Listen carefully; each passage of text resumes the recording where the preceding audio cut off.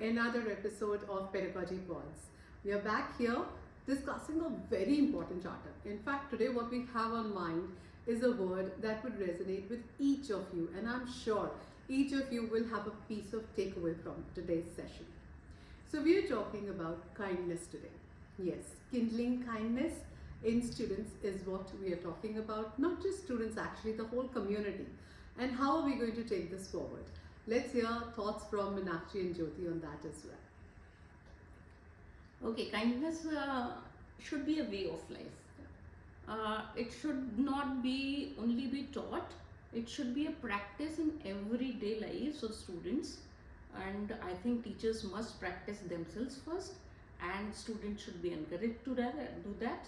And many ways are there where we can practice kindness and we can teach students kindness. Not in a direct manner, sometimes maybe in a direct manner, but sometimes indirectly also by daily acts of kindness.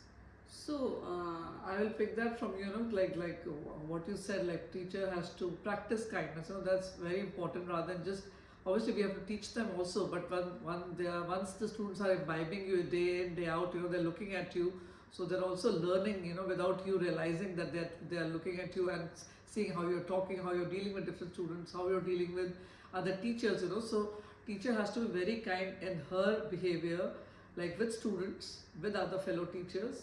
So I feel that's a first step in like kindling kindness among students and teachers. it's very true. Yeah, what I'm hearing is modeling kindness, promoting kindness, living the way of life should be kindness. That's what you said, right? Okay, so what I hear is kindness should become a natural way of life and not just taught as kindness. I think Buddha said that, and that's a beautiful thought to carry forward.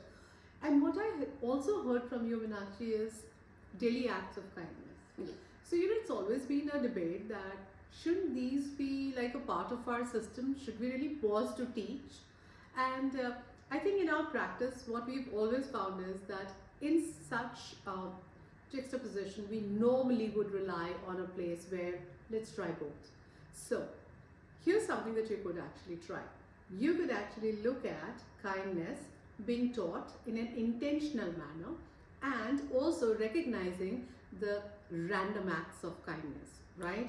All of us are kind in our lives. Some of the other acts are what we engage in, as simple as, if someone's handed me something and I say thank you, that's a kind of act of, kindness on both of our part.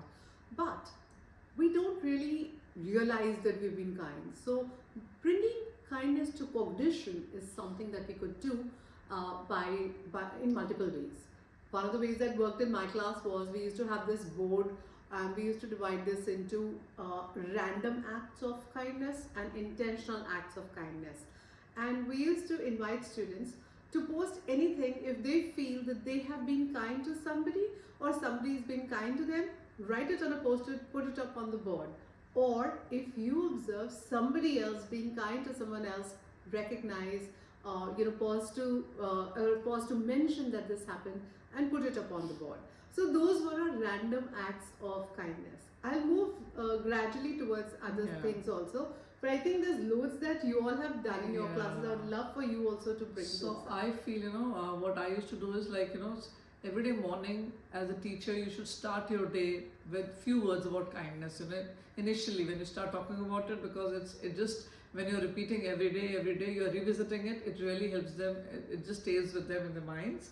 So like every day 5 minutes in the morning you talk about it, and then even children are participating, what did you see, as she said, in some random acts of kindness. So children realize, okay, he said thank you, or he shared his notebook, another child could not write his diary, so this child took his diary to him, and so that he could note down what the teacher had said.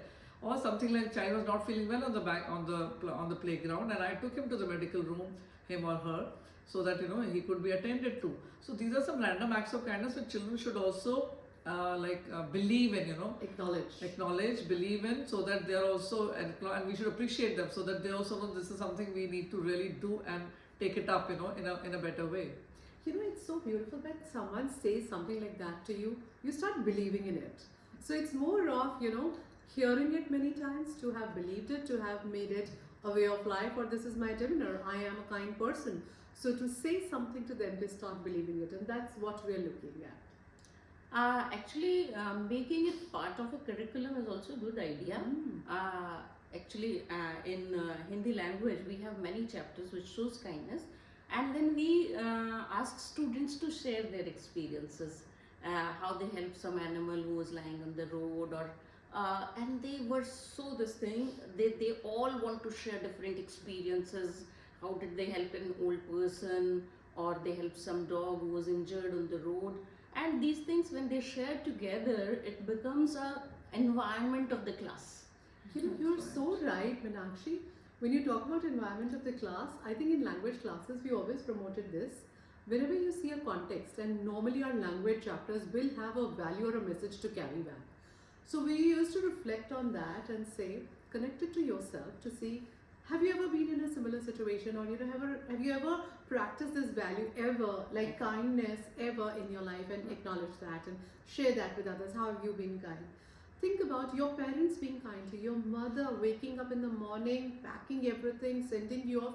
Your father, you may not see him working in the forefront to help you come to school. You will see him in the backdrop doing many things in a very silent and a shadow way. But acknowledging that he's being kind to you as well, not being demanding at the same time as you are, or both of them, True. contributing to you boarding that Yeah. bus, or entering the school on time. All of those are acts of kindness too. And in junior classes, we used to tell Didis and Bhaias help you so much, they're so kind to you, so be kind to them also. Absolutely. So we need to tell them this every day. This is everyday life actually. Kindness is a way of life, you said, that's so true. So many things we used to do in classes also. For example, I once taught a chapter and I associated in the art class, and they made kindness rocks. Kindness Interesting. rocks in both ways. Hmm. They just they asked students to write some message about kindness on rocks, and then they made a wall of those rocks. These Nice. small activities, they go a Yeah. long way in Yeah. making the students. No, that They is so really, true. Yeah. I mean, just kindness rocks is a very, Exactly. it's a It very makes a touching statement. way of like, It I makes a want to be a part statement. of it. Yeah. Correct. Actually, age group also matters a lot. Like it matters how you're teaching the student depending on their age. age, that's very Like for important. older students, I had done a project where we had told them to go spend some time with their grandparents, or any old person who doesn't have company at home and he's alone, he or she is alone, or they are alone. So go spend some time, listen to them, help them in any way if they want. Also, I remember we had done one session where grandparents were invited specially to be taught about the apps on the phone, like basic Yeah. apps on the phone, because they don't know how to do it. So these kids of middle school were very happy, sharing their knowledge, like how to do this, how to install an app, how to do that.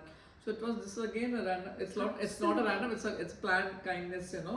It's like it was very touching. To see how kindly they were dealing with the old people and teaching them nicely. So it depends from age to age, what Yes, age. yes. So they can do different They can things. connect with the things. And they can do different activities. If you're planning some kindness acts, they can do some different activities depending on their age. Like younger children can have a lemonade stall, where they sell the lemonade and the proceeds are going to some underprivileged school, or some buying some goodies for underprivileged children and distributing them.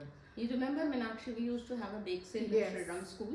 Yes, I And, know. and can you talk about that bake sale? Students used to bring the things from, bake things from the house. Yeah. They used to put stalls, Hmm. and whatever money they got, they used to use it for underprivileged kids. Absolutely, Yeah. absolutely. You remember another Kindness guy? Week was also there. Yeah, Kindness Week was there. Then we also used to have that newspaper drive. Do you remember that? Yeah, we used to get newspaper from home, and Yeah. then everybody Class wanted wise, to. we used to have a competition. Who's going to collect maximum number of newspapers? And we used to sell it. Then get money out of it. So when you get that money, you donate that money to the underprivileged schools, and you give it to them so that students can buy books. Or we used to buy those stationery, or whatever And their give it to them, requirements were, and right. give it to them. So there were multiple ways in which we did that. So one of the ways that I remember from my class for intentional, what we've spoken right now, are multiple random acts of kindness. Yeah. We're bringing them together. So let me first step over what we've just spoken about. It starts with you. So first connection is we need to make kindness and see where are we being kind, and If there are acts where I can be kind, make space for that. Yeah. Number two, me and my family. Make a connect between you and your family. Recognize, acknowledge what we're doing for each other. The third layer, what Jyoti brought in and then Meenakshi also brought in, was the community. Elderly people, underprivileged students, even your own friends, like Jyoti said, someone is feeling low, or someone needs to go to needs to be taken to the nursery, or whatever it may be, however small it is, we must acknowledge. So acknowledgement is important. Yes. Yeah, that actually covers a large gamut of things between the random acts of kindness. Now, if we talk about the intentional acts, one of the things that we used to do in our class was, we had this, like I said, a board which was called Intentional Acts of Kindness, and we used to have our daily routine written over there. I get up in the morning, I get ready for school, I have my breakfast, I board the bus mostly because we used to have our school outside of the city, so most of us use the bus. I come to the school and start my day. I be with my friends and my peer group the whole day till about 3 or 4. We have a snack break, we have a lunch break. Then we board the bus and we go back home, and I go out to play with my friends, and of course then I come back, have my dinner, rest, sleep, do my homework, whatever. Now in this entire day, were you kind? Yes, I was kind. When were you kind? So at every that point, was mindfulness. Yeah. Mindfulness. at every very mindful of point, being kind. students had to tell or write in their reflection diaries where have they been kind. And yes, that was mindfulness. You're absolutely right. That's how you make them mindful about being kind. So that's what is intentional act of kindness. Right. So true. So at the end of the day, our objective is to practice kindness day in, day out. That becomes a way of life. Such as students helping their some new student is there in the class. So other students, we can ask students who is willing to help the students. So you can always acknowledge them. As you said, acknowledgement is very important. If we don't acknowledge, the students get very demotivated by that. Absolutely. That I am helping so and so, and it should be like in every classroom. Absolutely. Every classroom it should be a part of. Such as I noticed once in a school, one bench was there in the playground, and I thought, why this bench is two seats were there. Okay. So I asked P. Sir said that it is for those students who are not feeling well or who are not feeling up to playing. So another student who shows kindness to that student will sit with that student so that he will not feel lonely. How beautiful He is will that? not feel left out. How nice. How nice. So that See, was those are also those very thoughtful ways of building up an environment of kindness. environment. Yes, that so, is important. It's so beautiful, and you'll see even within your community, even within your parks, you will see multiple ways in which it's not just an act of kindness. It's being mindful about certain aspects of life, and that's what makes you kind. It's as simple as that. So, do we need to pause to teach kindness? Maybe yes, maybe no. Maybe we just need to make it a way of life, like we said. And we can put sometimes it in curriculum also. Small notes. Some small notes. For example, we can always put a small 5 minutes creative writing. Did you bring a smile to somebody's face today? There you go. Not really call it kindness. Kindness. But Did you make put it- a smile on somebody's face? That says so much about your kindness. Absolutely. Right. We used to actually, very funny, but in mathematics, when you do addition and subtraction, those were the places we used to pause to say, would you be kind enough to give me, I have two candies, would you be kind enough to give me 2 more? How many do you think it'll make for me? Oh. Yeah? Or I have 4 candies and I think you have 2. What if I gave you 2 of mine? They'll say you'll be kind before you solve the problem. So, the whole concept being related to real life and being related to values. Well, if you come to think of it and if you consciously think about it, you will find, like Meenakshi said, places in curriculum to embed these values just as a way of life rather than pausing to teach. Yeah? Yeah. I think we had a great conversation here. I hope you And you forgot to tell that kindness is a chosen word this year. Sorry. She Yes, said that. thank you. Yes. No, I did not mention it. So, kindness was actually the chosen word, a word of the year in 2024.